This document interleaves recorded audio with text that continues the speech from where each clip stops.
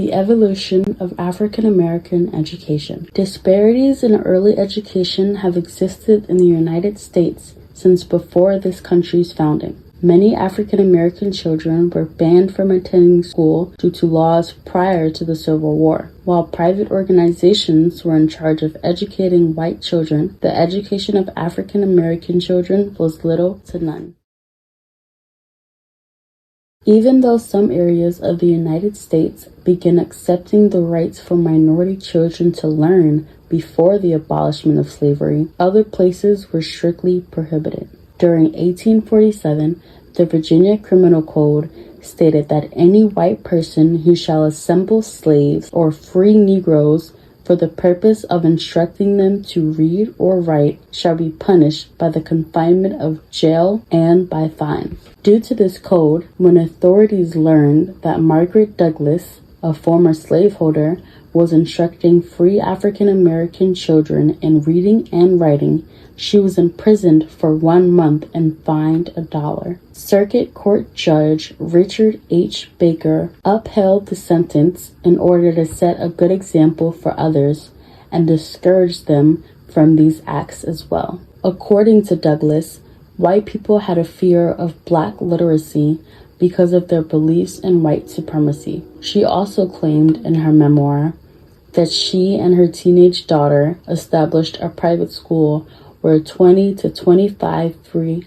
African Americans were educated for a year before she was reported, because she mistakenly believed that only teaching African Americans who were enslaved was against the law.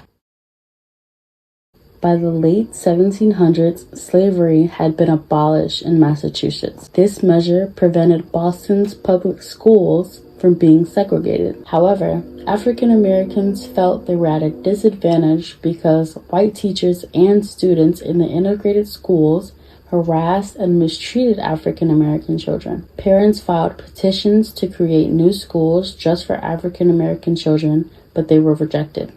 However, a private segregated school was created for African American children in 1798. Since it was established, concern over the bias that separate schools produced was on the rise by 1840. Sarah Roberts, age 5, was forced to travel through many white schools in order to get to the segregated African American elementary school. To integrate public schools, her father, Benjamin Roberts, decided to sue the city of Boston. Charles Sumner, a reformer, fought for Roberts in the Boston court case to end school segregation in 1849. Separate schools for African Americans, he argued, branded a whole race with a stigma of inferiority and degradation. However, the Massachusetts Supreme Court ruled in favor of segregation. Chief Justice Lemuel Shaw stated that school integration would merely worsen racial prejudice. He also claimed that Boston's segregated schools had roughly equivalent facilities. In 1849,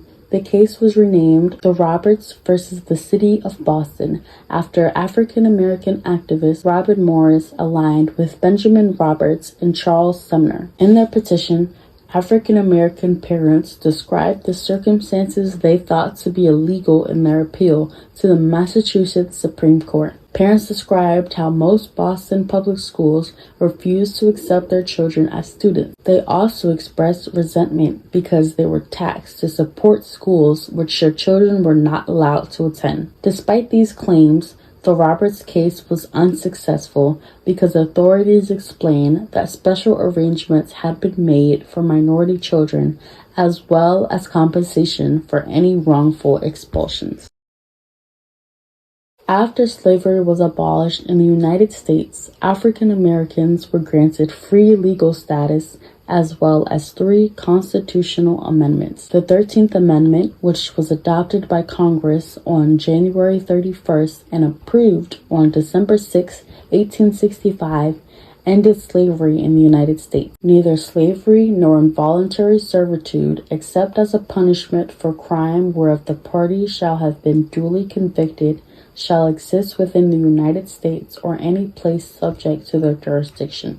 In 1868, the 14th Amendment to the Constitution was enacted, enabling the federal government to defend the civil rights of everyone, especially African Americans. The amendment was also extended to former slaves freed by the Civil War. All persons born or naturalized in the United States and subject to the jurisdiction thereof are citizens of the United States and of the state wherein they reside. This means that no person shall be subjected to laws that revoke their privileges as a citizen of the United States of America, nor should any state deprive any person of life, liberty, or property without due process of law.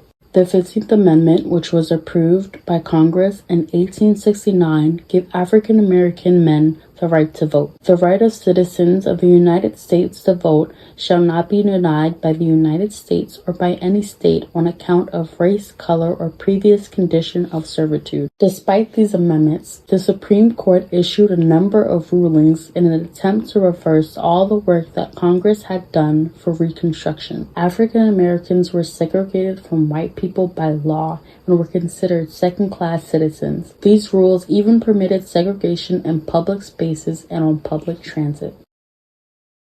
The Statute of Louisiana Separate Car Act of 1890 mandated that passenger railway companies provide equal but separate accommodations for the white and minority races. This is done by either providing 2 or more passenger coaches or by dividing the passenger coaches with a partition. Passengers who insisted on entering a coach other than the one designated for the race were subjected to fines and jail. The provisions of the 13th and 14th Amendments to the United States Constitution did not conflict with the authority given to train officers to refuse to carry on passengers, which exempts the railroad company from any liability. When Homer A. Plessy sat in a whites-only rail car in 1892 to dispute that city's authority to segregate public transportation, the post-Civil War constitutional amendments had already been weakened. Following that, he was committed for trial to the Criminal District Court for a violation that he declared to be void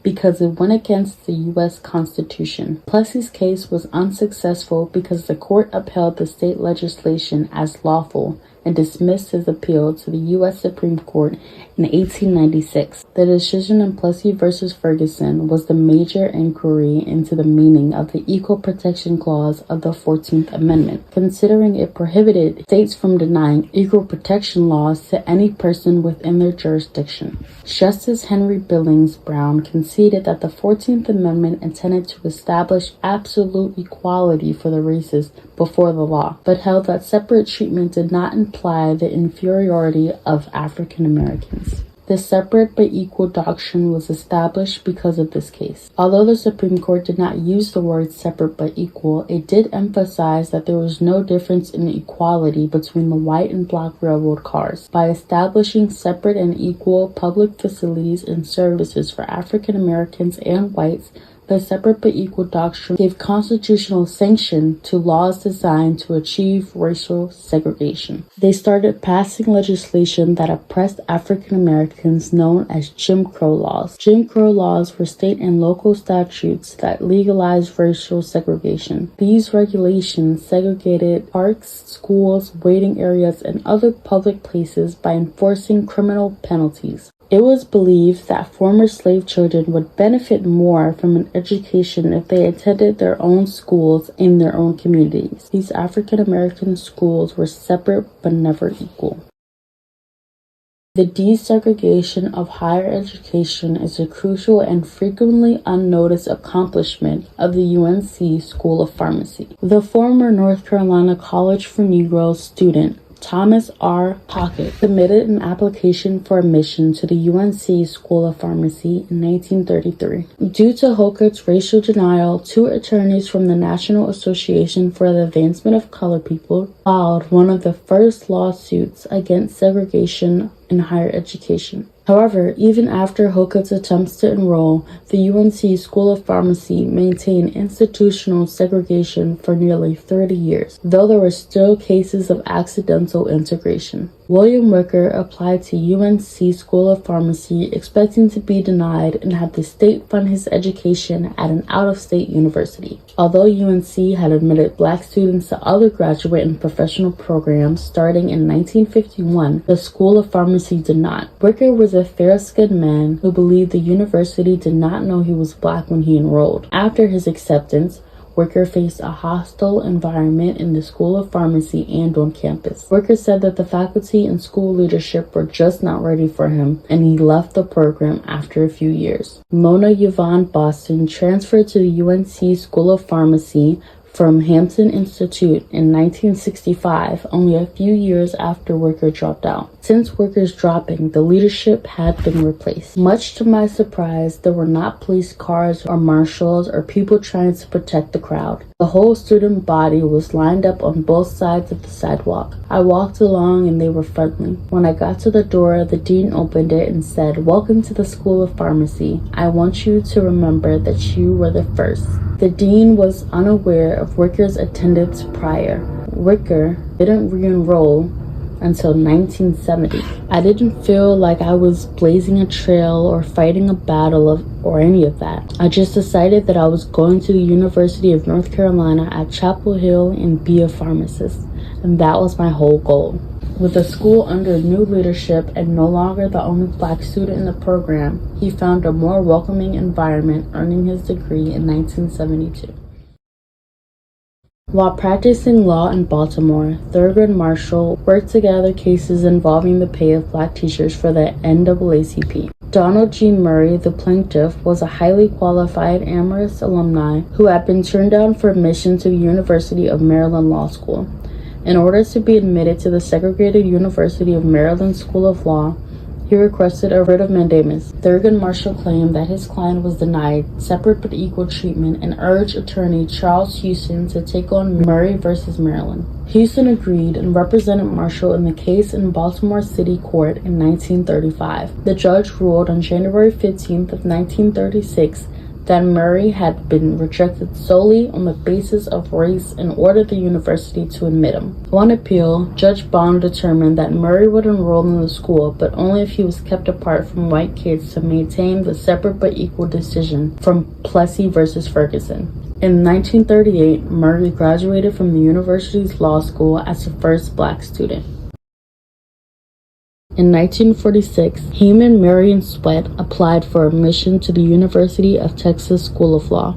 At the time, the school was exclusively for white students. Despite his race, Sweat possessed all admission standards. At that time, Article 7, Section 7 of the Texas Constitution read, "Separate schools shall be provided for the white and colored children, and impartial provision shall be made for both." Based on the Texas Constitution, the university rejected his application. Sweat filed a lawsuit in state court with assistance from NAACP counsel, asking the court to order state and university officials to enroll him. Plessy versus Ferguson's lawsuit had already resulted in the state creating a separate but equal law school, so the trial continued the decision, and a temporary law school known as the School of Law of the Texas State University for Negroes was created in February 1947. At the School of Law of the Texas State University for Negroes, students had access to Texas Supreme Court Library. Several members of the law faculty of the University of Texas School of Law also taught classes there. After the opening of the Black Law School, Sweat's case was dismissed by the state court. However, Sweat appealed the dismissal of the case to the United States Supreme Court, claiming that the Texas admission scheme continued to violate the Equal Protection Clause of the 14th Amendment. The University of Texas Law School has 16 full-time and 3 part-time professors, 850 students, a library of 65,000 volumes, a law review, moot court facilities, scholarship funds, many distinguished alumni. The separate law school for Negroes has 5 full-time professors, 23 students, a library of 16,500 volumes, a practice court, a legal aid association, and 1 alumnus admitted to the Texas bar, but excludes from its student body members of racial groups which number 85% of the population of the state. Sweat's legal education is not nearly as good as what he would get if he were accepted to the University of Texas Law School. Therefore, this school was separate but not equal. In 1948, George W. McLaurin, an experienced educator who lived in Oklahoma, submitted an application to the University of Oklahoma, which was exclusively attended by white people. The lawsuit began when George W. McLaurin was turned down by the University of Oklahoma for admission to his doctoral program in teaching, citing the segregation statute that made it illegal to run a school where both blacks and whites were taught. McLaurin successfully appealed to the U.S. Supreme Court in 1950. Even though the university could no longer deny McLaurin a place in school, it tried to segregate him on campus. He was forced to sit alone in a different part of the classroom, at a different desk in the library, and at a different table from the other kids in the cafeteria. The Oklahoma City Federal Court allowed the discrimination, noting that the Constitution does not remove disparities based upon race, nor was it meant to ensure social equality between classes and races. In June of 1950, the U.S. Supreme Court unanimously overturned the lower court after hearing McLaurin's appeal in April 1950. Chief Justice Fred Vinson held that the differential treatment given to McLaurin was itself a violation of the 14th Amendment's Equal Protection Clause. Such restrictions impair and inhibit his ability to study, to engage in discussions, and exchange views with other students, and in general, to learn his profession. This proved that segregation of white and colored students in public schools has a negative impact on African American students, since it usually implies that minorities are the inferior group. A sense of inferiority can affect the motivation of a child to learn. The Supreme Court unanimously ruled that as a result of McLaurin's segregation, he was handicapped in his pursuit of effective graduate instruction. McLaurin versus Oklahoma State Regents signaled that the Supreme Court would no longer tolerate any separate treatment of students based on their race.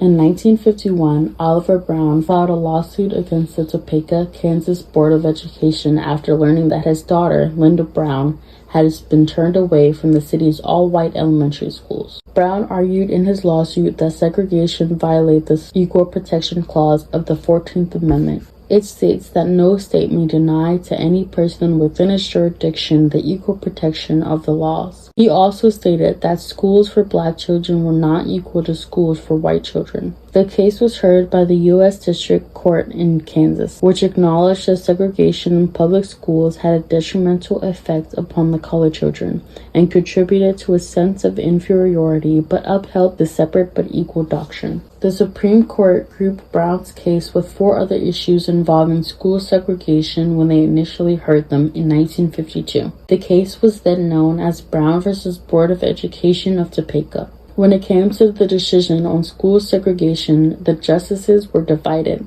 This was because Chief Justice Fred M. Vinson believed that the Plessy decision should stand. However, Vinson passed away in September 1953, just before Brown v. Board of Education was set to be heard. President Dwight D. Eisenhower replaced Vinson along with Earl Warren, who was California's governor at the time. The following year, the new Chief Justice was successful in securing a unanimous decision that opposed school segregation. In the 1954 ruling, Warren stated that because segregated schools are inherently unequal, the notion of separate but equal had no place in the realm of public education. The court declared that the plaintiffs were deprived of the equal protection of the laws guaranteed by the 4th Amendment. The Supreme Court ruled that separating children in public schools on the basis of race was unconstitutional. It signaled the end of legalized racial segregation in the schools of the United States, overruling the separate but equal principle set forth in the 1896 Plessy v. Ferguson case. Though successful, the Brown ruling did not instantly change the nation. However, eliminating segregation in the country's public schools served as a civil rights movement and made advancements in the desegregation of housing, public places, and higher educational institutions. In contrast, many black people today have excelled in the fields of the arts, sciences, business, and other professions. The most significant role that state and local governments play today is in education. Education has become the most prominent way for children to acquire values, preparation for professional training, and adjust to their everyday environment. We are still divided by race despite all of these advancements, considering the differences in academic achievement between white and minority students, which have been determined by standardized test scores. The educational outcomes for minority children are based on their access to educational resources, including skilled teachers and quality curriculum.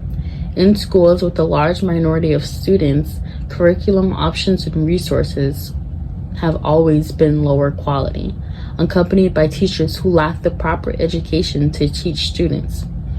Our educational system has come a long way, but there is still a long way to go before it is truly equal.